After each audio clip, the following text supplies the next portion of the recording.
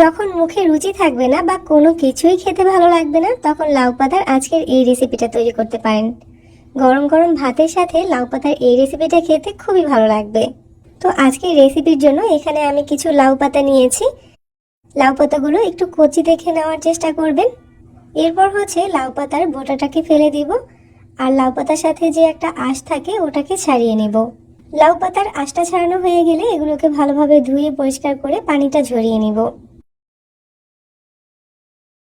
এখন লাউ পাতাগুলোকে একটা পাত্রের ভিতরে এভাবে করে বসিয়ে দিচ্ছি।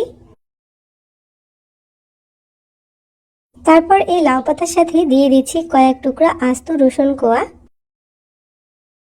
আর দিচ্ছি কয়েকটা কাঁচামরিচ। ঝালটা কিন্তু যার যার পছন্দ অনুযায়ী বাড়িয়ে কমিয়ে দিতে পারেন। এখন এখানে 1 কাপ পরিমাণ পানি দিয়ে দিচ্ছি। তারপর এই পাত্রটাকে চুলার উপরে বসিয়ে দিচ্ছি। লবণ দিয়ে দিচ্ছি 1 চামচের মতো। লবণটাকে নেড়েচেড়ে মিশিয়ে দিচ্ছি। এখন এই লাউ পাতাগুলোকে আমি 3 থেকে 4 মিনিটের মতো ভাপিয়ে নিব।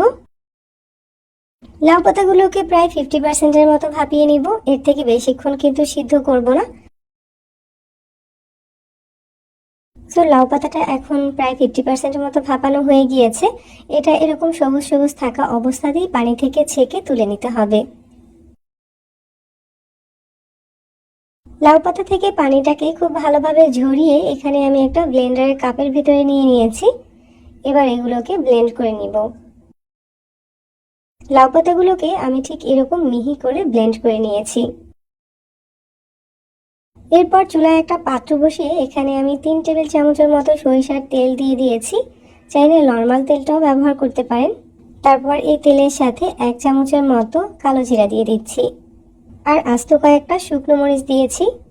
শুকনো মরিচ আর কালো জিরাতে হালকা একটু ফোড়ন তুলে নিচ্ছি। তারপর এখানে 1/4 কাপের মতো পেঁয়াজ কুচি দিয়ে দিচ্ছি।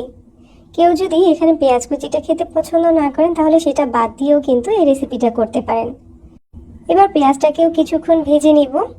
পেঁয়াজটা ভাজা ভাজা হয়ে গেলে এর সাথে ব্লেন্ড করে রাখা লাউ পাতা দিয়ে দিচ্ছি, আর নেড়েচেড়ে মিশিয়ে দিচ্ছি। এবার এটাকে অনবরত নেড়েচেড়ে ভেজে নিতে হবে। গরম গরম ভাতের সাথে লাউ পাতার এই রেসিপিটা খেতে কিন্তু অসম্ভব বেশি ভালো লাগবে। তো লাউ পাতাটাকে আমি একটু শুকনো শুকনো করে ভেজে নিব।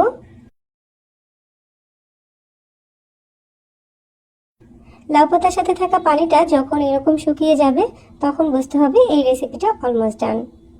আমার এরকম সব মজার রেসিপিগুলো যদি আপনাদের ভালো লাগে আমার চ্যানেল সাবস্ক্রাইব করতে পারেন, আর ফেসবুক পেজটা ফলো করে রাখতে পারেন। এতক্ষণ ধরে রেসিপি দেখার জন্য সবাইকে ধন্যবাদ জানিয়ে আজকে বিদায় নিচ্ছি। বা কোনো কিছুই খেতে ভালো লাগবে